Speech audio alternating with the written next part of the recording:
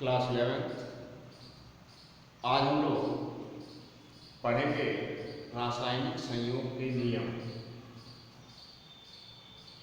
रासायनिक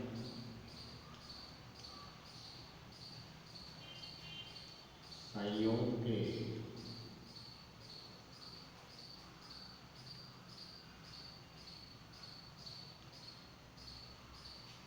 नियम। देखिए, रासायनिक संयोग के बहुत सारे नियम होते हैं, जिसमें द्रव्यमान संरक्षण का नियम होता है, स्थिर अनुपात का नियम होता है, डैनुसैक का नियम होता है, गुणित अनुपात का नियम होता है। ठीक है, तो बारी बारी से इन सब नियमों के बारे में हम लोग पढ़ेंगे। इनमें से एक नियम परीक्षा में आता है, ये इंपॉर्टेंट चीज है। ठीक है, तो आज हम लोग रासायनिक संयोग के नियम में पहले पढ़ेंगे द्रव्यमान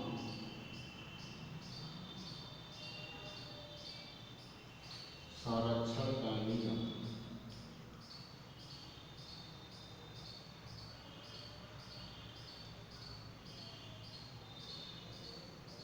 ठीक है, अब देखिए द्रव्यमान संरक्षण का नियम होता क्या है। द्रव्यमान संरक्षण का नियम ये होता है कि इस नियम का पहले जान लीजिए कि इस नियम को दिया किसने।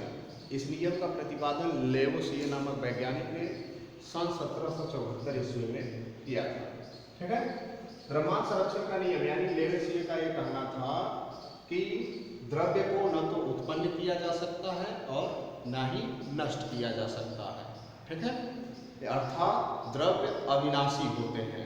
ठीक, इस नियम के अनुसार यह होता है कि किसी भी रासायनिक अभिक्रिया में अभिकारकों का कुल द्रव्यमान उत्पादों के कुल द्रव्यमान के बराबर होता है। कहने का मतलब कोई भी रासायनिक अभिक्रिया हो, जैसे हम लेते AgNO3, ठीक है, NaCl, ये क्रिया करेंगे क्या बनेगा भाई, NaNO3 प्लस AgCl। तो अभिकारक और उत्पाद तो आप समझते ही हैं, किसी रासायनिक अभिक्रिया में जो क्रिया करते हैं वो अभिकारक होते हैं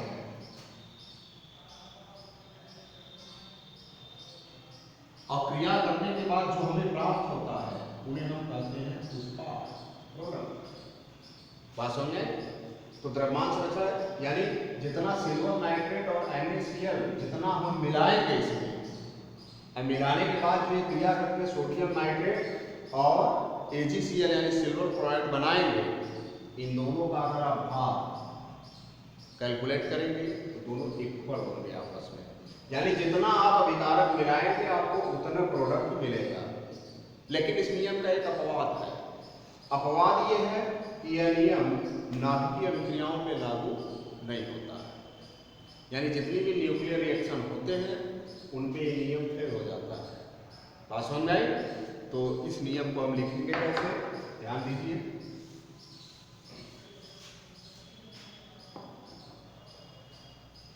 इस नियम का प्रतिपादन, इस नियम का प्रतिपादन सन 1774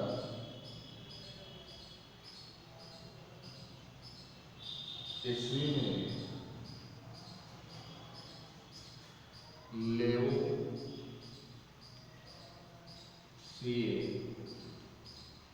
नामक वैज्ञानिक ने किया था। इस नियम के अनुसार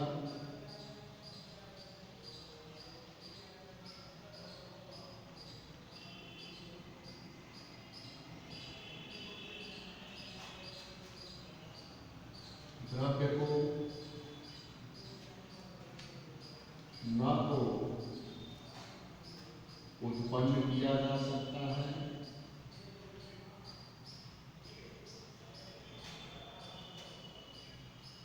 जा सकता है और न ही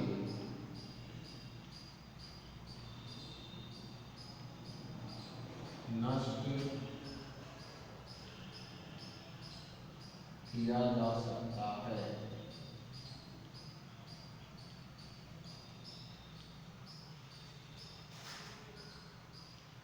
अर्थात किसी रासायनिक अभिक्रिया में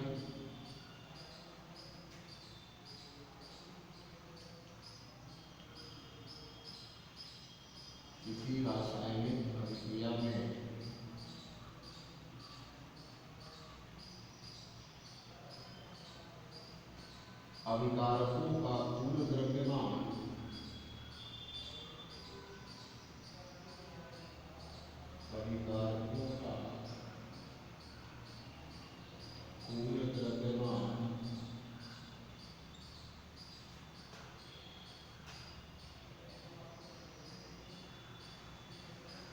उत्पादों के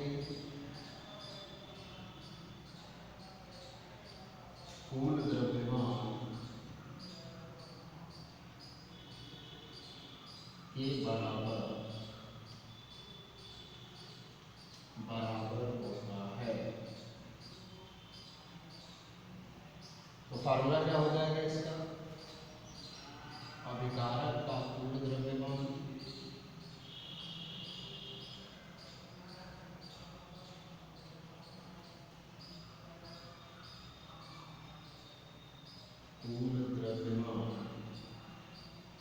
बराबर उत्पादों का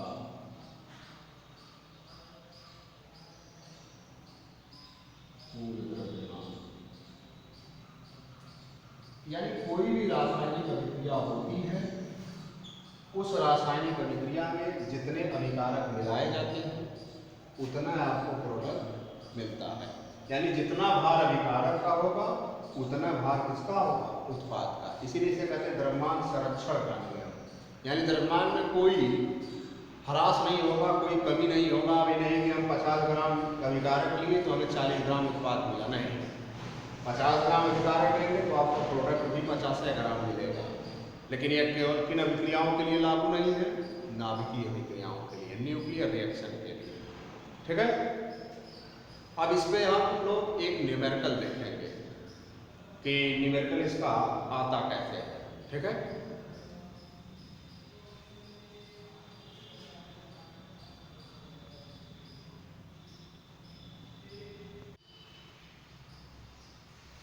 देखिए, यही क्वेश्चन है आपका।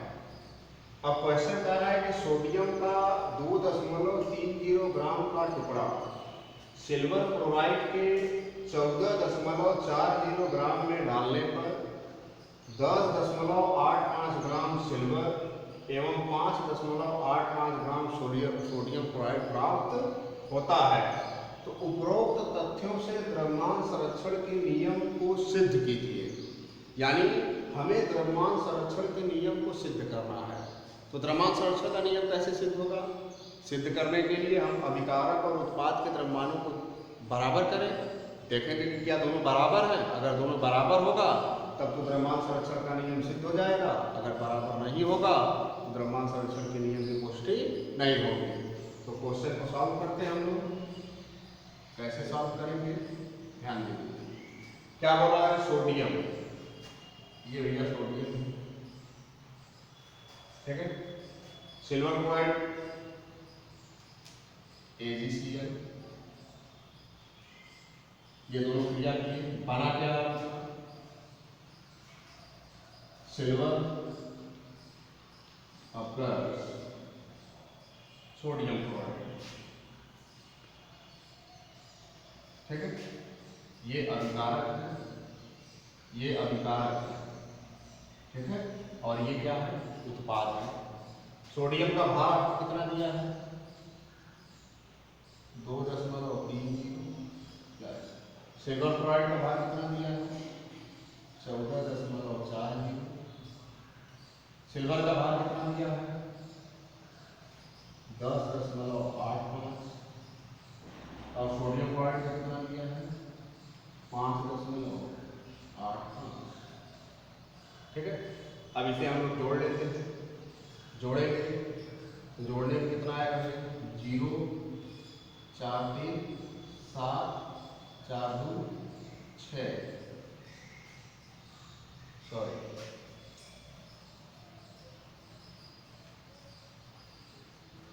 इसे जोड़ेंगे आपका होगा 14.40 यानी जोड़ना है 2.3 जोड़ लेते हैं तो कितना आएगा ये 0 4 3 7 6, ठीक है, यानी 16 कितना आ गया 16.70 ऐड करें कितना आएगा 16.70 यानी 16.70 तो इसको भी हम ऐड करेंगे तो वही आएगा 16.70 अरे 5 5 10 हुआ 0 का 8 8 16 1 17 ठीक है 16 हो जाएगा।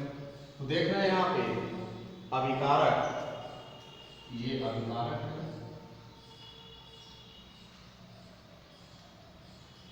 और ये क्या है उत्पाद है। तो अगर आप देखें तो अभिकारक का कुल द्रव्यमान बराबर किसके है उत्पाद के कुल द्रव्यमान से। तो क्या द्रव्यमान संरक्षण का नियम सिद्ध नहीं होता है तो लिखेंगे कि उपरोक्त अभिक्रिया में अभिकारक और उत्पाद के द्रव्यमान क्या है बराबर है, इसलिए यह द्रव्यमान संरक्षण के नियम की पुष्टि करता है। ठीक है, इसके बाद हम लोग कल अगला नियम पढ़ेंगे। ठीक है।